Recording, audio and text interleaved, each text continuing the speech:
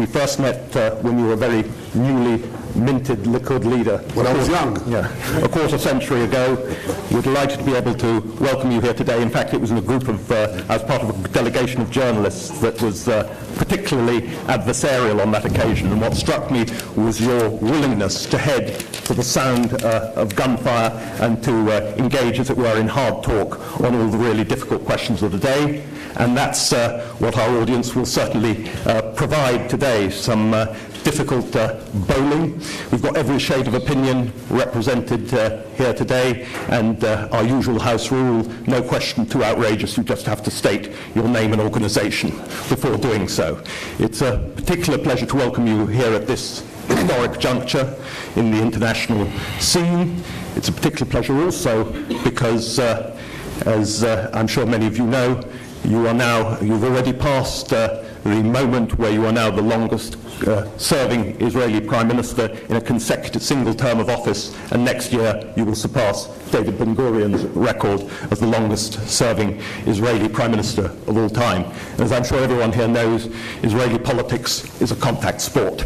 And so if I may mix the sporting metaphors, to stay on the surfboard for a decade plus in the face of the international scene, in the face of differing US administrations, I'm being very diplomatic on that, and also in the domestic context of Israel. I think when we first met, we talked about Charles de Gaulle's famous line, how can anyone govern a nation with 264 different kinds of cheeses? We haven't yet come up with the Israeli equivalent thereof, but managing an Israeli coalition is a difficult matter indeed. The second dimension of particular interest to us here at Policy Exchange, of course, is the domestic agenda, and of course your period as finance minister, handed to you as a poison chalice in a different era, but the boom since then in the Israeli economy through the reforms that you initiated have attracted enormous attention globally, and perhaps you might care to reflect on them a little today here in the light of our own work of domestic policy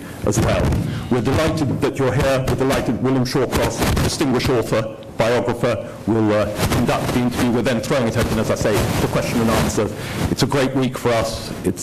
You're the culmination of that, and we look forward to hearing what you have to say. Thank you. Thank you. Thank you. Thank you.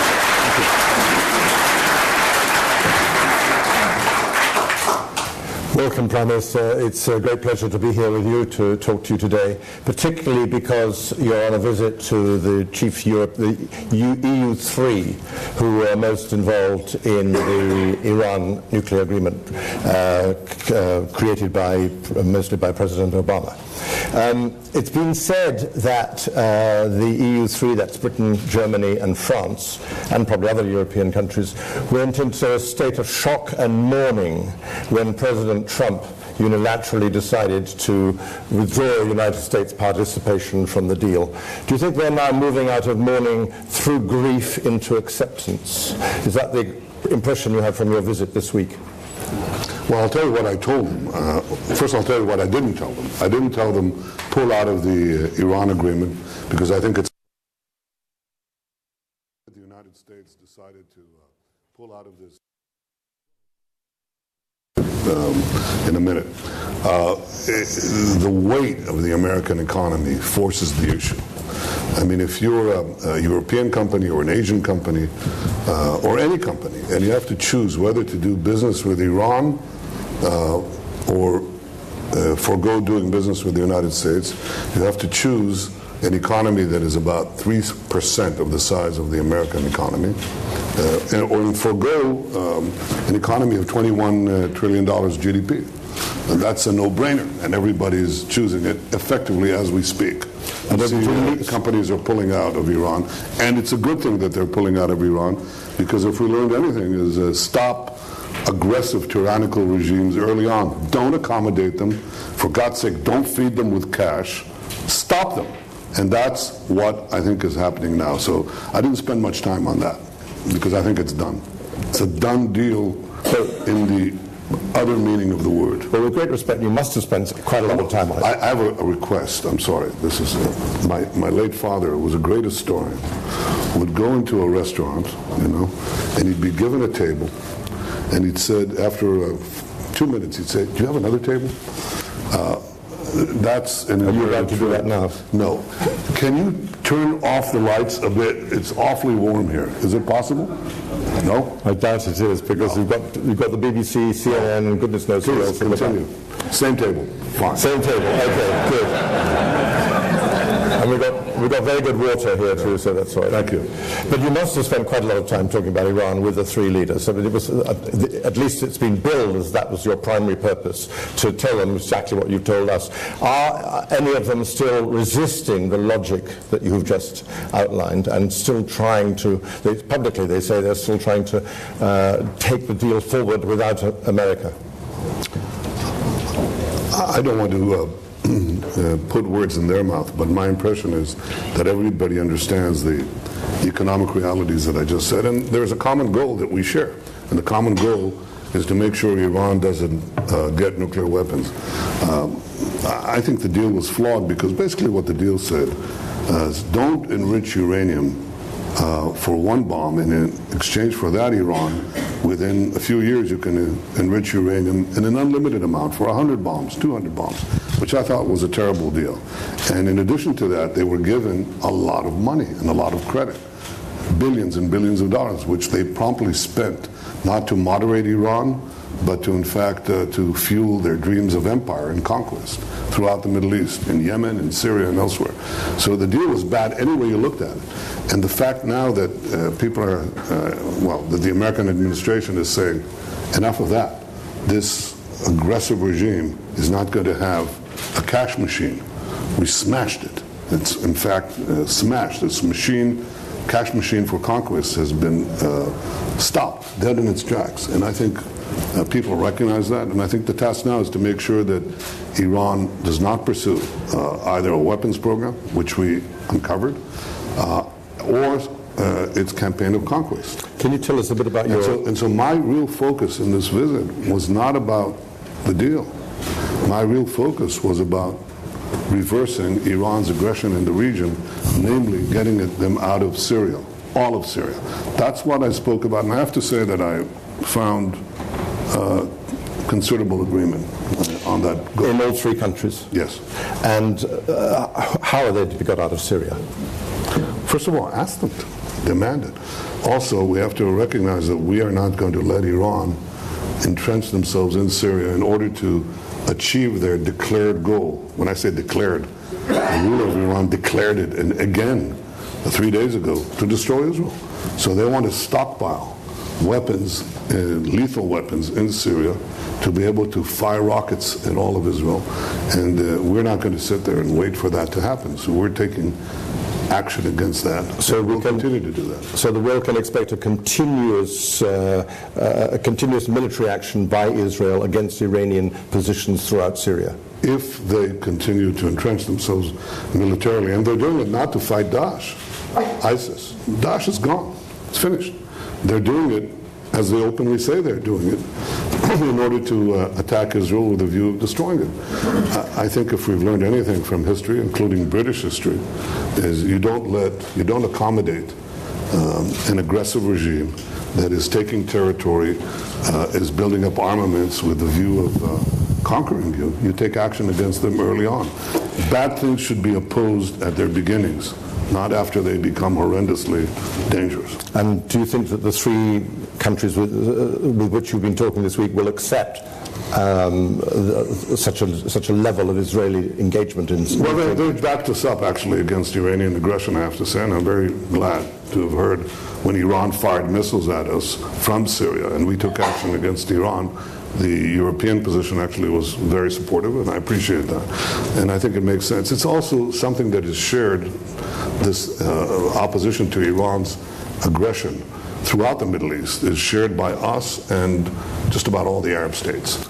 So, when Arabs and Israelis agree on something, it's worth paying attention, because we must know something. And we do know that Iran has to be opposed for the future of peace and stability and security in our region. I didn't find opposition to that proposition, and I think that if we all agree on the goal of getting Iran out of Syria, then I think there's a chance of achieving it. My experience is you can get someplace if you know where you're going. And I think just plotting that goal is the first step of achieving it. And what about the Russian attitude? You went to Russia quite recently, and then it was notable that after your return to Israel, there was another attack mounted by Israel against Iranian positions, and the Russians were the dog that did not bark. They were very silent on that. Do you think you have at least tacit Russian support despite their alliance with Syria and Iran? Is there a Baker Street there? Is there a Baker Street here? There is up the road. Yeah, well, that's the dog that didn't bark. So I can't... Well, your knowledge of English literature is very good. Yeah, well, I can't possibly refer to our international colleagues in those terms. But I will say that I spoke to Mr. Putin many times, actually in the last 3 years, several times, because his forces are very close to ours. And I said, look, we have a legitimate right to defend ourselves against the Iranian regime that seeks to obliterate us. And therefore, if they move their weapons close to our border with a view of attacking us, we'll take preventive action. And we don't want to clash with you. So let's, this is a horrible word, let's deconflict. I hate jargon. You know. Yeah, we'll think of another word for it. Let's make sure that we don't bump into each other or shoot each other's planes from the skies, which is really what this means. And we agreed. And I'm glad to say that we've succeeded in maintaining this line of communication. So we've not had any clashes. I think Mr. Putin understands that Israel is doing what any country would do faced with a foe that is out to destroy it. And so far it's been holding. I hope it will continue to hold. So the Russians are turning a blind eye to your actions in Syria, self-defense actions. I'm not sure they're blind. You're not sure of that? Well, I think they can see very well what we're doing. Okay, well, they're ignorant. Fine. I'm sure there will be questions on Iran later, but I think we should move to Gaza because it's on everybody's mind. After the horrific events in early May, I think it was May the 14th, when 40,000 protesters were encouraged, if not ordered by Hamas, to congregate on the Gaza side of the fence that's the border between Israel and Gaza. Some 62 Palestinians were killed by the IDF. Now, the world was outraged. And Hamas has discovered a brilliant way of damaging Israel in the eyes of the world. And I'm puzzled because Israel is one of the most sophisticated countries in the world technologically. The IDF is an extremely well-disciplined army. And I don't understand why you haven't yet managed to devise a non-lethal method of crowd control which does not bring Israel into such public disrepute throughout the world. Well, you raised 2 points here. One is what actually happened, and second, how it's perceived. On the question of, it's very hard to avoid the perception of an easy falsehood. This is a peaceful protest. This is just Martin Luther King or Mother Teresa. They're on their side of the fence and they're protesting. And by the way, what are they protesting? They're protesting. I don't understand why you bring in Martin Luther King or Mother Teresa. It's because the idea of nonviolent protest is something that we all agree with. I mean, who could oppose it? Who could oppose it? I don't oppose it. They can protest as much as they want and demonstrate as much as they want. But that's not what Hamas is organizing. They're organizing a violent assault into Israel with the view of destroying us, which they openly proclaim, in order to break the fence, the border fence, and kidnap and murder Israelis that are 100 meters away in communities that align the fence and so on. So this is not a peaceful protest. They come in with pipe bombs, they come in with weapons, they come in with explosives, and they pretend that it's a peaceful protest. They organize this, Hamas, they pay for some civilians to come, but mostly it's their own families. So first let's show what they say happened on the day that you talk about. Indeed, 62 people died. Who were these 62? This is Hamas's own spokesman. It's not me. Hamas official Salah Bardawil confirms the majority of the casualties during the Gaza fence riots were Hamas members. 50 of the martyrs were from Hamas. Exactly. Why did they confirm that so quickly? I don't know. That's a very good... It's extraordinary. Yes, because we have their names and we have their pictures and their photos, which, by the way, I'd like you to bring next time. Let's just show who they are and the record of these so-called peaceful protesters. They're not peaceful protesters. They're Hamas vicious terrorists. But it's astonishing to me that Hamas admitted very, very quickly that the vast majority were Hamas members, but some were innocent civilians. And I return to the question, can't you devise a better way of dealing with unpeaceful? Okay, so I asked the same question. Mr. Shokros, I said to our technological people, you have performed wonders. You've developed a bullet to hit a bullet. That's our anti-aircraft, anti-missile technology. You've developed, for the first time in history, an ability to discover tunnels underground. People have been working on that one since the time of the Babylonians. Can you not find to stop this kind of tactic with non-lethal means? Because we tried water cannon, we tried tear gas, we tried all sorts of other devices, and none has worked against this kind of tactic.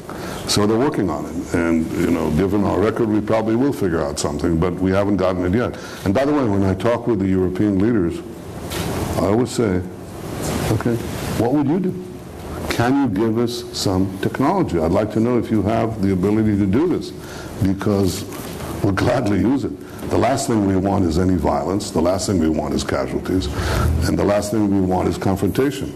But if, as I said in France, just imagine that you had the equivalent of 20 million people on the borders of France, commandeered by a terrorist organization committed to the destruction of France and the burning of Paris, and they're about to cross the border into France, and they're going to murder and kidnap any French citizen they can see, and you try to stop them. And water cannon doesn't work, and tear gas doesn't work. What would you do?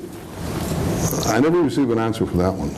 And so no other state, not even the United States, is more advanced than Israel on these matters, a preventive, non-lethal. Well, that was the case a few years ago on tunnel technology, and we worked on it and worked on it and worked on it and devised a solution. I hope that will happen now. No country in the world. I talked to NASA about tunnels. I talked to every country that you can imagine. I mean, here's what it is. Look at that. Terror tunnels, rockets and mortars, we've solved that one. Arson kites, they're now burning our fields, and we're figuring out technology to prevent that. These are the fields of the country they say they love, and they're burning it outright. So, I mean, this is a violent, vile terrorist organization that masquerades as peaceful protests. And what they're actually opposed to is the very existence of the State of Israel. And if they weren't, if Hamas wasn't this tyrannical, theological, horrible gang that has hijacked 2 million people in Gaza, we'd have had peace long ago. And that's true of the Palestinians on the other side, in the West Bank, in Judea and Samaria. The reason we don't have peace is a very simple reason. They don't want to recognize a Jewish state in any boundary. And because they continue to seek our destruction through various means, that we don't have peace. Otherwise, there would have been peace long ago. The issue between us and the Palestinians has never been a Palestinian state. It's always been the Jewish state. The Palestinians were offered a Palestinian state time and time again, effectively in the Peel Commission in the 1930s, in the Partition Resolution in 1947, and successive Israeli governments since then, and they've always said no. It's not a Palestinian state they want, it's the destruction of the Jewish state. They don't want a state next to Israel, they want a state instead of Israel. And it's kind of hard making peace with somebody who wants to seek your destruction. How can you make peace with Al-Qaeda or with Daesh? It's a non-negotiable idea that Britain would be destroyed or Israel would be destroyed. But the minute you have a leader like Anwar Sadat, the late president of Egypt, who said, okay, that issue is off the table. We recognize Israel's right to exist, we have peace. The same happened with King Hussein of Jordan. We recognize Israel's right to exist, we have peace. And the same will happen when the Palestinians produce a Sadat or a King Hussein or any leader that recognizes Israel's right to exist, we'll have peace. Well, I don't think anybody in this room would disagree with your definition or description of Hamas. It is a vile terrorist dictatorship. There's no question about that, which wishes to destroy Israel. But you're bringing up Anwar Sadat and King Hussein prompts me to ask you, how do you think the possibilities of a settlement of the Palestinian issue, which must be something you worry about all the time, every Israeli that I know does, how are the prospects improved by the rapprochement between you and the Sunni states, which is quite extraordinary in the last couple of years? Do you think from that you may develop they may develop an Anwar Sadat type of initiative? The Palestinians are 1% of the Arab world. 99% are not Palestinians, and they live in 20-odd countries that have been, two of which have made peace with us, Jordan and Egypt. And I think the possibility of expanding, if not a formal peace, but an actual peace, not merely non-belligerence, but gradually normalizing relations is before us. Why is that happening? The first reason is Iran. The second reason is Iran. The third reason is Iran. Right, can you expand on that? Yep. Can you put on a map here? Okay. Here's what Iran has been doing since the nuclear deal, by the way. I mean, Iran has moved to actually try to colonize Iraq. Yeah. Oh, thank you. Does this work? Oh, amazing. Israeli technology at its best. Iran was here, and Iran was in Lebanon. Now it's trying to outright take over Iraq, and certainly in Syria they want to bring their army 1,000 miles from Iran to Syria in order to destroy Israel from Syria. They also have established a similar arrangement in Yemen, similar to Lebanon, and they're firing rockets into Riyadh, which is right here, 700 kilometers away. So Iran is on a campaign of conquest following the nuclear deal, which was supposed to bring them into the community of nations. And as I said, instead they're devouring one nation after another with the money given to them by the nuclear deal. So this was really a bad deal any way you construct it. So who agrees with me on that? Okay, here are the countries of the Middle East, the Arab countries. Just about every one of them agrees with me on that, and I agree with them. That has created a newfound friendship because they understand that Iran ultimately wants to conquer all of them. It actually wants to go beyond that. Could you show what, here's the commander of Iran's Revolutionary Guards. Here's what he says. No, not that. He says, Ali Jafri, the commander of the Islamic Revolutionary Guard Corps in Iran, we're on the path that leads to the rule of Islam worldwide. What? This is not a cleric. This is a general. And he's basically saying we're in this theological militarism that is meant to, obviously, to convert all these Muslim countries to Iran's Shiism and subordinate. But that's impossible, isn't it? I mean, that alone is impossible. It's a mad idea, but mad ideas before they failed have claimed the lives of millions. We know that. And so Iran doesn't believe in a master race. Iran believes in a master faith. This is what all the militant Islamists believe. They believe that they will subordinate first the Muslims and then all the infidels to their mad designs. And they really believe it. Here's their commander. This is not some Ayatollah. This is a general. And there are others who proclaim the same goal. So the Arabs understand this. And they understand that they're in great peril. And they look around and they say, well, who's our partner against this, this madness? And they say Israel. They now see others. I think they now see the United States, and that's a very important change. So that's bringing them together to us in the first instance. There's a second reason why our relations are normalizing with the Arabs today, with the Arab world, with the other 99%, in stages. The reason that it's changing is because they also want civilian technology. You know, they all have to have water and clean air and health and IT and so on. And Israel, as you know, is a global technological powerhouse. And so they can envision, and some of them talk about it, envision this Israeli cooperation, not only on security, but also on technology. And I think that they're right. So I'm very hopeful in that respect that we can normalize gradually relations with the Arab world, and that would affect the 1%. But let me also say that it's a battle for the public opinion in the Arab street. Here's an interesting thing that's happening. That's beginning to change. I don't want to overstress it, but we're measuring it. You know, you can too. You can just go on the internet and spend $1,000 and you can check what is happening. And it's kind of interesting. Here's what we see. Are you interested in relations with Israel? And a few years ago it would be 0. But you can see across quite a few of the Arab countries that there is a substantial minority that is beginning to say, that's not a bad idea.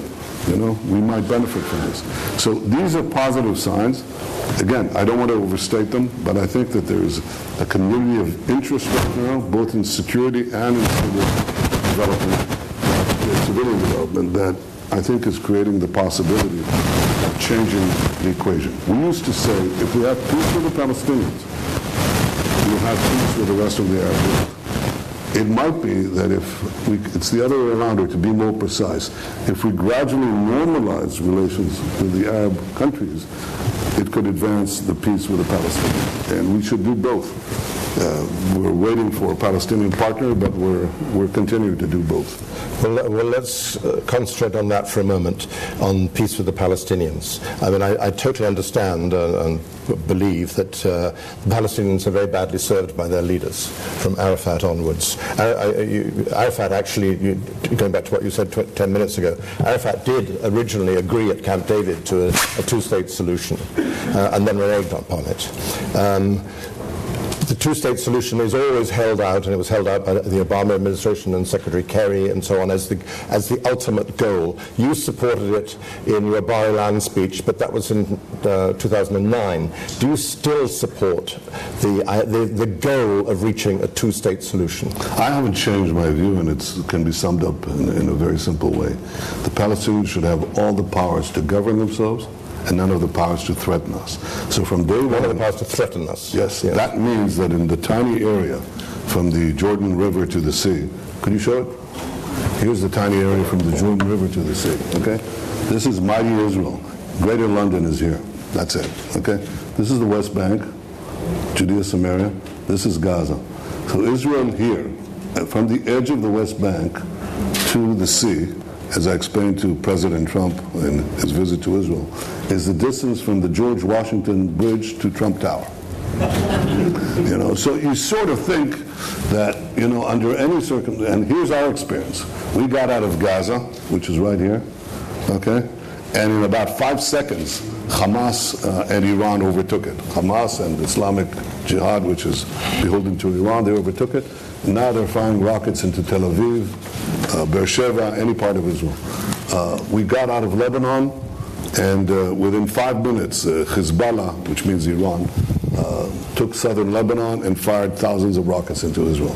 So we can't do the same thing here in the West Bank, which is 20 times the size of Gaza. We'll simply not survive. And therefore, the Palestinians should be able to have their independence, their governance. I don't care about that. But in the area, this tiny area, from the Jordan River to the sea, the overriding security power must remain with Israel. Now people say, oh, but that's not full independence. Well, in the failed state mosaic of the Middle East, it's just a mosaic of failed states. There's no other way to keep security and to keep the peace. And some people say that's state minus or it's autonomy plus, and I say, look, I don't want to brand it. I want to tell you, not the branding, but the actual proposition that I'm putting forward is that they have all the powers to govern, but not the powers to threaten us, which means security remains with Israel. And if that earns me a bad editorial in an unnamed British newspaper, or many of them, I don't care. I take care of the survival of the state of Israel. And I maintain that the survival of the state of Israel is also necessary for the survival or the possibility of peace in the Middle East. I think much of the room agrees with you on that. Oh, good.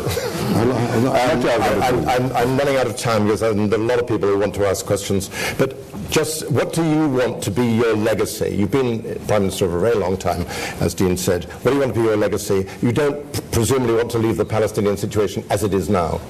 I think it's possible to advance a solution. The American administration is working on such a solution. I've said that I would entertain, I would listen to it, and I would consider it, just as when Secretary Kerry, under Obama, proposed a plan. I said there are some parts I don't like, but I'm willing to sit down and talk about it, which, by the way, he hasn't refused.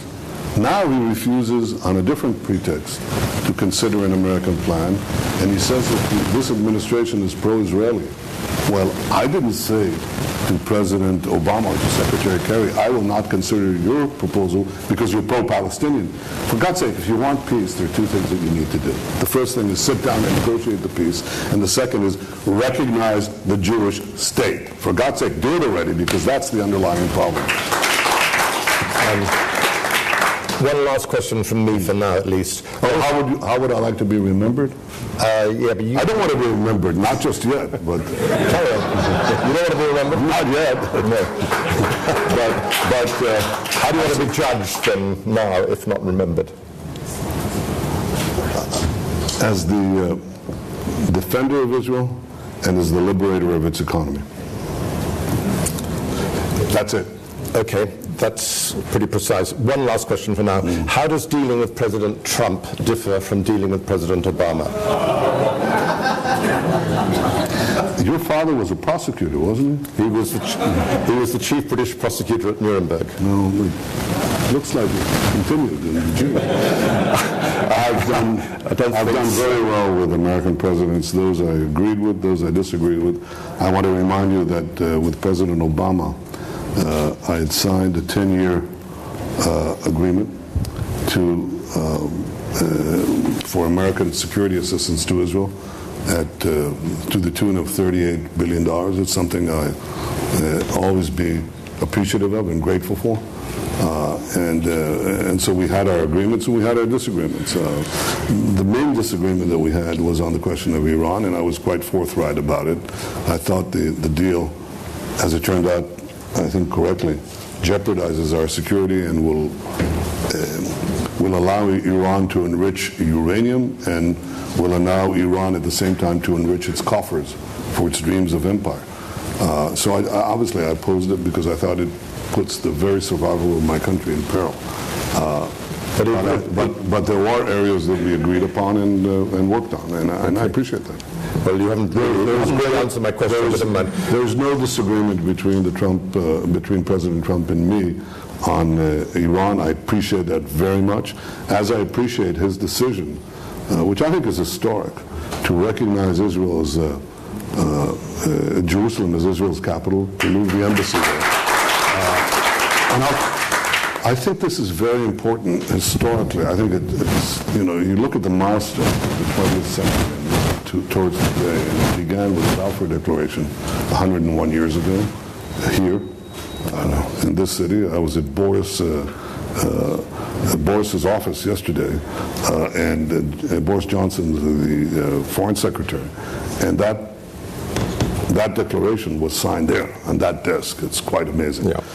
And it was followed by President Truman's recognition of the Jewish state minutes after the partition resolution was approved in the UN.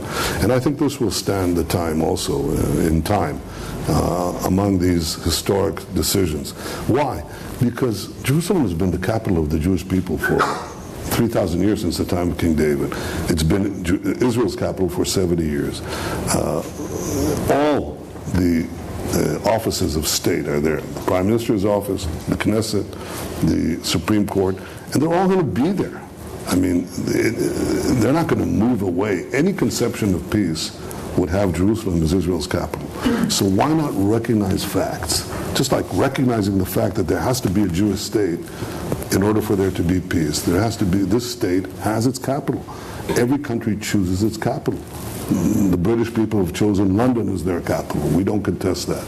The French people have chosen Paris as But the their capital. Palestinians have also chosen Jerusalem. Yes, but the argument is it part of Jerusalem or not? Nobody contests, I hope, the part of Jerusalem that is where these institutions sit and will continue to sit. There is disagreement. Yes, we claim all of Jerusalem, but the fact is they shouldn't reject part of Jerusalem. Why should European governments say that the capital of Israel will not be in Jerusalem, when they know very well that this is a fact that will continue? They always say, well, it's the partition resolution. I have to check this, so I'm going out on a limb here. As far as I know, the partition resolution, they said, decided to internationalize Jerusalem, something that is not going to happen. And nobody actually claims that today.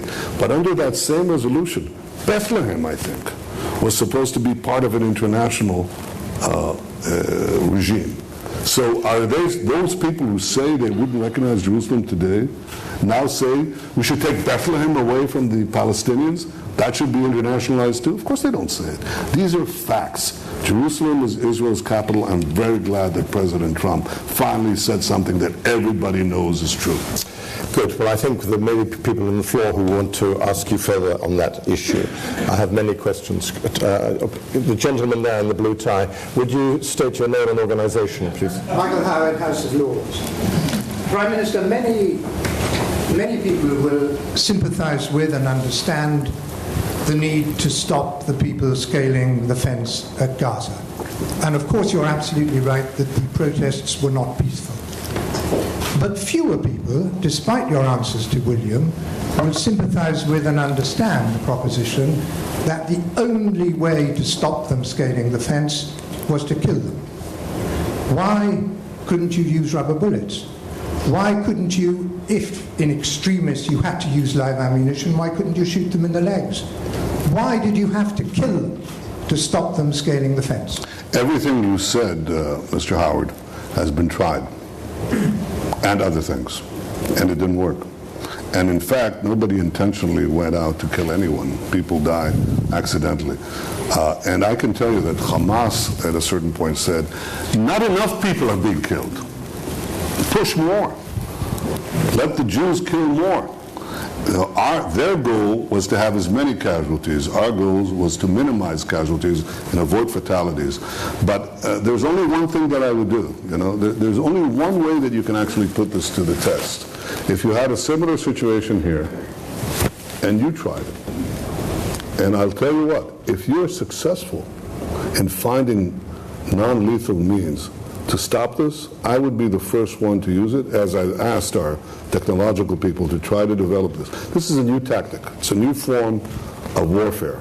It's trying to attack civilians who are hiding behind civilians, which is essentially what the Hamas is doing anyway. It's when they put their rockets inside schools and homes, and they fire on our homes. This is a double war crime. So they continue it. It just photographs better. But the fact is that they're doing something unconscionable. They're actually throwing their fighters, 50 out of 62, Hamas terrorists, and they put civilians in front of them as a human shield, try to cross the fence and kill Israelis and kidnap them. If you find a way, I cannot tell you that that we've exhausted the future possibilities, because we're investing in this very heavily now. But we did not find a means yet to stop them, and any country would stop a direct assault on the lives of its citizens if they were in our place. The gentleman with the elegant beard. Isn't that? Several people rose, yes. With glasses. Actually, I meant the man next to you, sorry. We're both Jonathans. Do you have a beard? I don't know you don't. Actually, I apologize. It's the shadows of the lighting. My question is about Iran and Syria. Real quickly, about a week ago, a Syrian Air Force commander said, from now on, we will not allow Iranian and Hezbollah armaments to be stored in our hangars following a series of attacks by an unnamed country. Do you think the Syrian government will eventually get the picture and start to find a way to minimize Iranian influence in Syria and ultimately to get rid of the Iranians? Let me show you what Iran is trying to do in Syria. It's trying, as I said, to move its army 1,000 kilometers, no, 1,000 miles from Iran, which is here, to Syria, which is here, and Israel is right here. That's Israel. So they want to bring in aircraft. They've already brought in anti-aircraft batteries that reach deep into Israel, 150 kilometers. So they can actually bring down our civilian aircraft. They want to, and most important, they want to bring in ground surface-to-surface rockets that are precision-guided and have half-a-ton warheads. So this could land anywhere in Israel. Could land in Tel Aviv or in Jerusalem and so on. And it's a devastating thing. And they also want to bring submarines to the Mediterranean. Can you imagine? So this is a real imperial, aggressive implantation of the military, Iranian military, with a view of destroying Israel. When we attack these positions, when Iran fired at us and we attacked their positions, 30 positions here, the Syrian army fired at us, fired at our munitions. And as a result, we destroyed 6 Syrian anti-aircraft batteries. I think Mr. Assad has to consider this. As long as they waged this horrific civil war, internal war, inside Syria, Israel did not intervene. The only thing that I did was to establish a hospital on our side of the fence here in the Golan Heights, and we took care of thousands of civilians, Syrian civilians, a humanitarian intervention. But we really didn't intervene. Now that the war is over, Daesh is finished, it's nearly over, and he invites or allows Iran to come in to entrench itself with a view of attacking Israel, potentially destroying Israel from Syrian territory, he is no longer immune. His regime is no longer immune. And if he fires at us, as we've just demonstrated, we'll destroy his forces. So I think there's a new calculus that has to take place. And Syria has to understand that Israel will not tolerate the Iranian military entrenchment in Syria against Israel. And the consequences are not merely to the Iranian forces there, but to the Assad regime as well. I think there's it's something that he should consider very seriously. Now, I think the gentleman next to the last questioner, who does have a beard, I think, the lights are very difficult. Could you state your name and organization? Hi, I'm Jonathan Hoffman, former Zionist Federation Vice President and blogger. Prime Minister, in 3 days' time, if you were to stay in London, you would be able to see a march with Hezbollah flags and a march where Israel is vilified, where they say that Zionism is racism.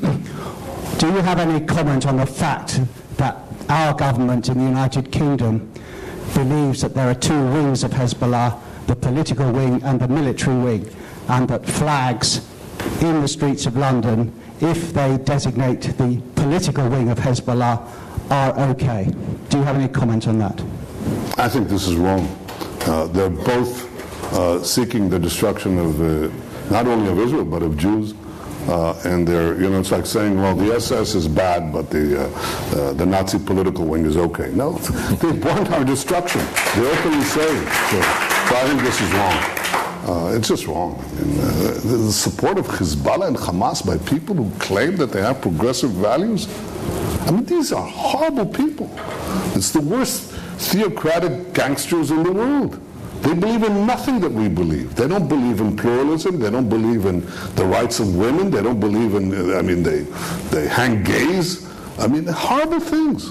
Why are progressive forces going behind the most anti-progressive forces in the world? There's something really off. And you know what? They're doing it because they're against Israel, I don't hear them protesting elsewhere. Why are they protesting only against us?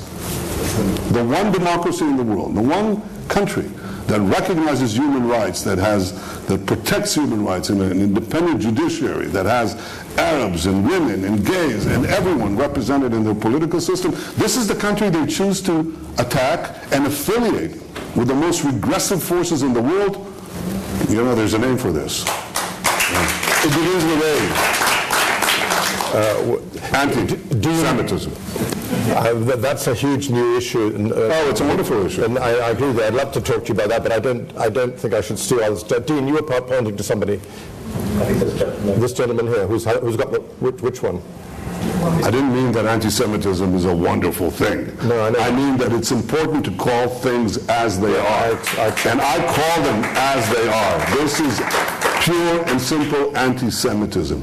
The idea of aligning with these horrible forces that murder their own people, that execute people, their own people at gunpoint, that espouse this medieval barbarism against the forces of modernity and pluralism, I think there's something deeply wrong with this.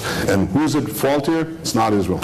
Well, just don't answer me, but one reason... Well, I'm trying to be diplomatic. Very good. One reason, as we've discussed already, for the hostility, growing hostility perhaps in Western Europe, especially amongst progressives and the Labour Party, part of the Labour leadership here, is because of Gaza and the West Bank and the failure to find a solution. I disagree. Very eloquent. I disagree with that completely. Anyway, Mr. Shawcross, I want to ask you something. If that's the case, why aren't they protesting with the same vehemence against millions who are butchered and made homeless everywhere in the world? They don't do that.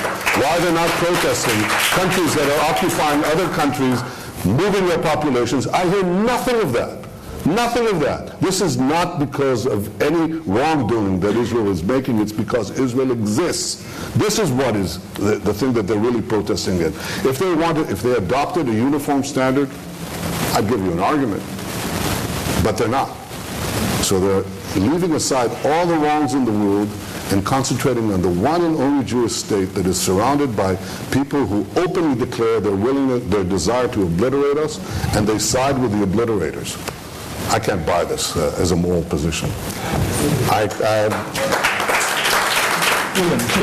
would just say I accept that anti-Semitism is growing, and it is a vicious, evil force that we all in this country have to combat. There's a gentleman there who's been waiting very patiently. I've been waiting very patiently, William. Thank you very much.